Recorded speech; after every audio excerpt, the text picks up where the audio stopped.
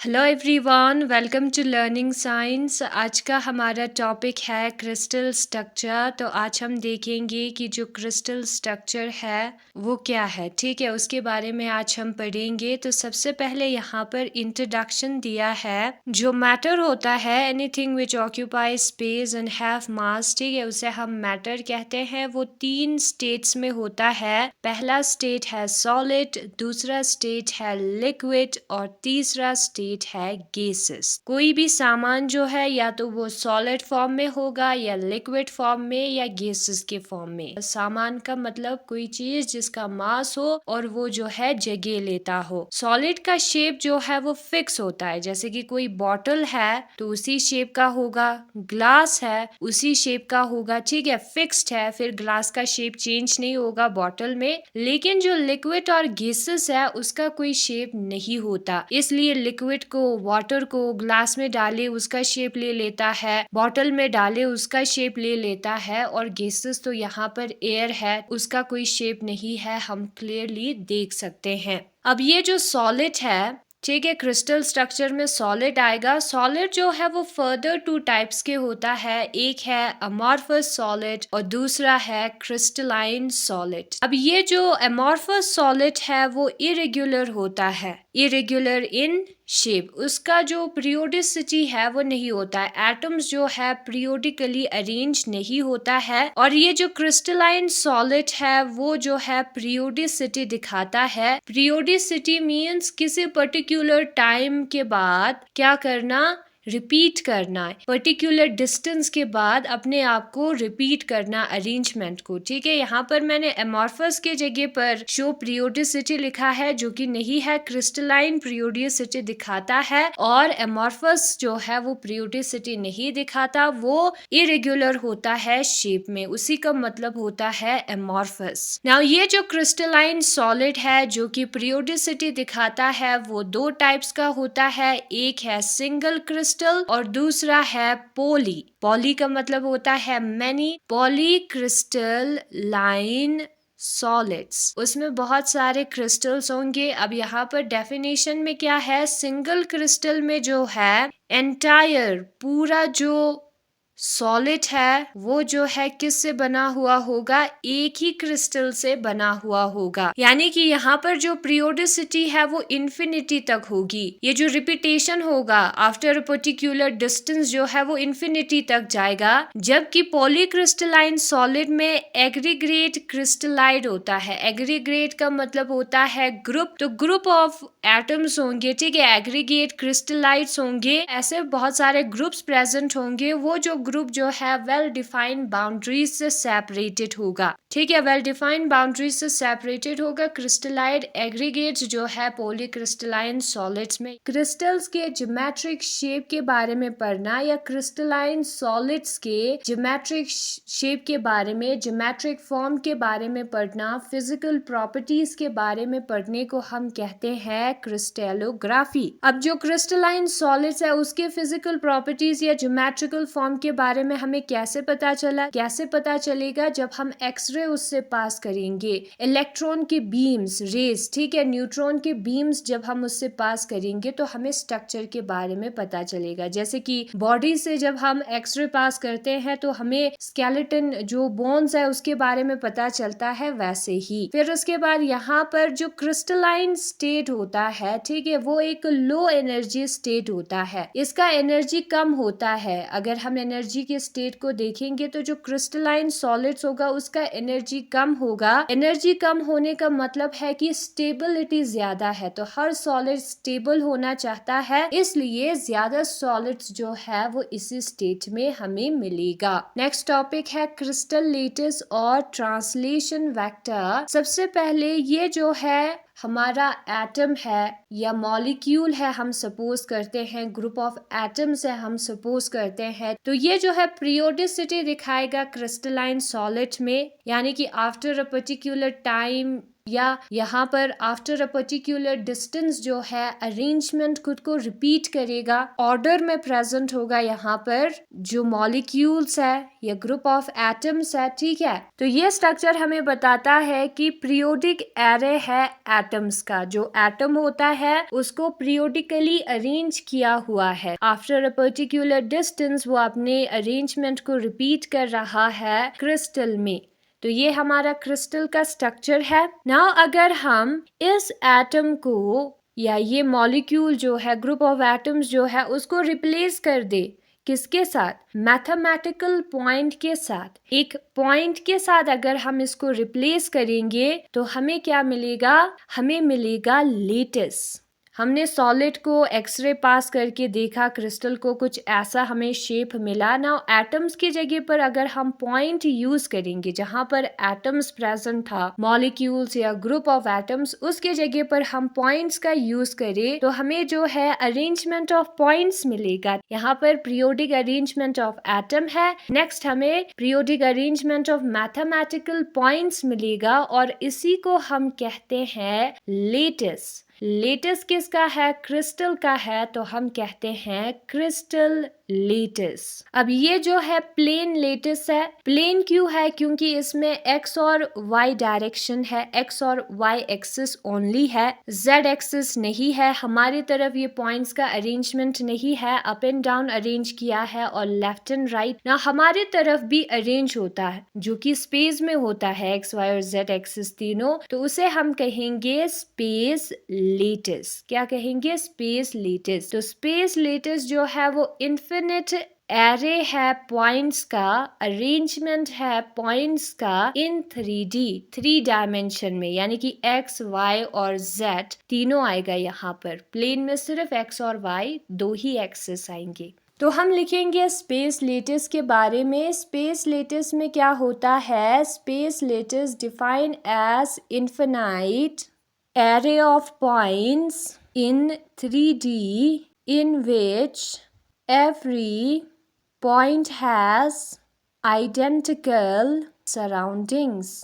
तो space lettuce में जो है इन्फिनिट अरेंजमेंट होता है पॉइंट का, ठीक है, इन्फिनिट अरेंजमेंट होता है, इन्फिनिटी तक अरेंजमेंट होता है पॉइंट्स, और हर पॉइंट का जो सराउंडिंग है वो आइडेंटिकल होता है, हर पॉइंट का जो इन्वायरमेंट है वो सेम होता है स्पेस लेटिस में, और ये 3D में होगा। ना एक पॉइंट से दूसरे पॉइंट तक जाने के लिए हम वेक्टर ए का यूज करेंगे अलोंग एक्स एक्सिस, और एक पॉइंट से दूसरे पॉइंट तक जाने के लिए वेक्टर बी का यूज करेंगे अलोंग वाई एक्सिस। तो इन वेक्टर्स को, ए वेक्टर और बी वेक्टर को हम कहते हैं फंडामेंटल ट्रांसलेशनल वेक्टर 2D में। एंड अगर 3 डायमेंशन होता तो ए वेक्टर, बी वेक्टर और सी वेक्टर भी आता, जो कि जेड एक्सिस की तरफ जाता, ठीक है। फंडामेंटल ट्रांसलेशनल वेक्टर जो है एक लेटेस्ट पॉइंट को उसके नेक्स्ट लेटेस्ट पॉइंट के साथ ज्वाइन करता है, यहाँ पर किया है ना, उसकी तरफ जाने को हम फंडामेंटल ट्रांसलेशनल वेक्टर कहते हैं। एक पॉइंट से दूसरे पॉइंट तक जाने के लिए हम ट्रांसलेशनल वेक्टर का यूज करते हैं। एक ही कदम अगर हम गए, नेक्स्ट पॉइंट की तरफ हम गए,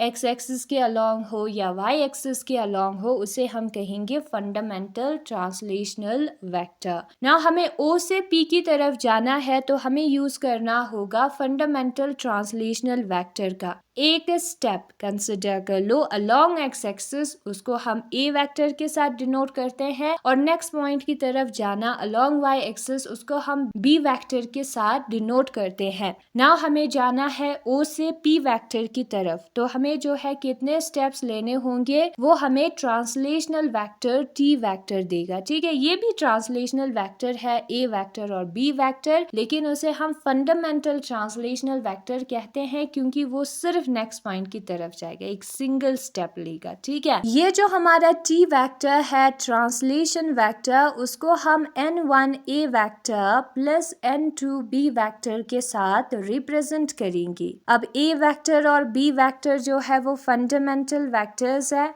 फंडामेंटल ट्रांसलेशनल वेक्टर्स, और n1 और n2 जो है वो इंटीजर्स है, 0 1 2 3 कुछ भी हो सकता है। ठीक है, अब यहाँ पर हमें O से लेकर P की तरफ जाना है तो इसी वेक्टर का यूज करेंगे तो हम पहुंच जाएंगे O से लेकर P तक 2 डायमेंशन में। यहाँ से A वेक्टर 1 आएगा, ठीक है, अलोंग एक्स एक्सिस अगर हम देखें, फिर 2a वेक्टर, फिर y एक्सिस की तरफ जाना होगा, 2b वेक्टर आता है। तो यहाँ पर इस केस में O से P तक जाने के लिए 2a vector plus 2b vector आएगा। यहाँ पर अगर हम y की तरफ जाए तो 2b vector plus 2a vector आएगा जो कि सेम है। तो t वेक्टर जो है वो इतना आता है जहाँ पर 2 इंटीजर है, a वेक्टर और b वेक्टर जो है वो फंडामेंटल ट्रांसलेशनल वेक्टर है। नाउ 3 डायमेंशनल लेटिस में स्पेस में जो है एक और एक्स्ट्रा एक्सिस होगा which is our z axis. तो उसके लिए ट्रांसलेशन वेक्टर जो है वो n1 a vector plus n2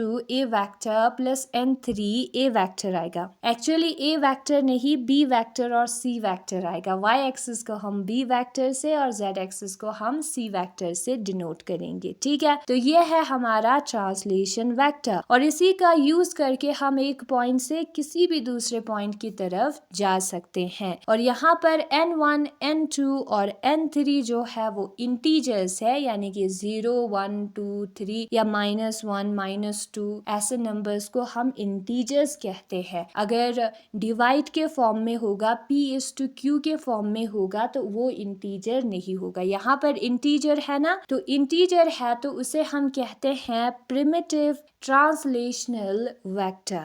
now suppose अगर हमारा t vector n1 upon 2a vector plus n2 upon 2b vector plus n3 upon 2c vector के बराबर है। यहाँ पर n1 n2 और n3 को हमने 2 के साथ डिवाइड किया है और वो कैंसिल नहीं हुआ, यानी कि ऊपर एक ऑड नंबर है। सपोज करते हैं 1:2 क्योंकि n1 n2 n3 इंटीजर है ना, 3:2 5:2 है। तो ये जो है p/q फॉर्म में है और ये जो नंबर्स है 1:2 2:2 सॉरी 1:2 3:2 5:2 जो है वो इंटीजर नहीं है। ये जो वेक्टर्स है उसके कोफिशिएंट आगे वाले टर्म्स जो है नॉन इंटीग्रल कोफिशिएंट है, तो हमें मिलेगा नॉन प्रिमिटिव ट्रांसलेशन वेक्टर। ऐसे वेक्टर्स को हम नॉन प्रिमिटिव ट्रांसलेशन वेक्टर कहते हैं। अब हम पूरा एक कदम आगे नहीं, हाफ कदम आगे गए, ऐसा भी हो सकता है। ठीक है, बीच में चले गए, तब जो है ये वाला फॉर्म आएगा जिसको हम नॉन प्रिमिटिव ट्रांसलेशन वेक्टर कहेंगे। नाउ हम सपोज करेंगे एक पॉइंट को एज अ ओरिजिन O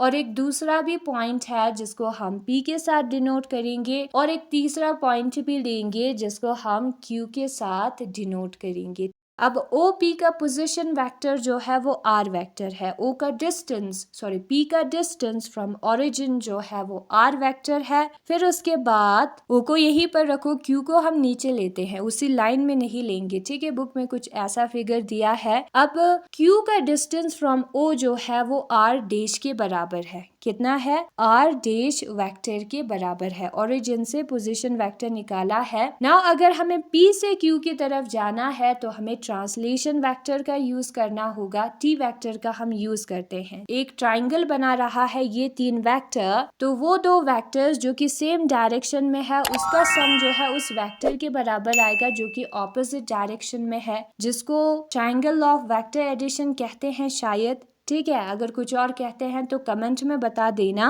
तो यहाँ पर ये जो T वेक्टर है जब हम अप्लाई करते हैं R वेक्टर पर तो हमें जो है R डैश वेक्टर मिलता है, such that R dash vector का सराउंडिंग जो है, एनवायरनमेंट जो है सेम होगा R वेक्टर से। ये कंडीशन जब फॉलो होती है तब हम उसे ट्रांसलेशन वेक्टर कहते हैं। यहाँ पर N3C वेक्टर का यूज नहीं किया है क्योंकि 2 डायमेंशन है। ठीक है, तो R डैश वेक्टर जो है वो इतना आएगा। T के जगह पर उसका वैल्यू पुट किया है 2D में। अब यहाँ पर ये जो N1A vector plus N2B vector है, टी वेक्टर कितने कदम लेता है पी से क्यू तक जाने के लिए, वो हम देखते हैं। यहाँ पर पी पर है एक्स एक्सिस से एक कदम लेता है तो 1a वेक्टर होगा, n यहाँ पर 1 होगा। फिर उसके बाद y एक्सिस से 2 कदम नीचे लेता है तो 2b कदम उसने लिए हैं तो 2b होगा। तो यहाँ पर वो ओरिजिन से 2a कदम ले रहा है, ठीक है, 2a वेक्टर्स ले रहा है, फिर एक b वेक्टर।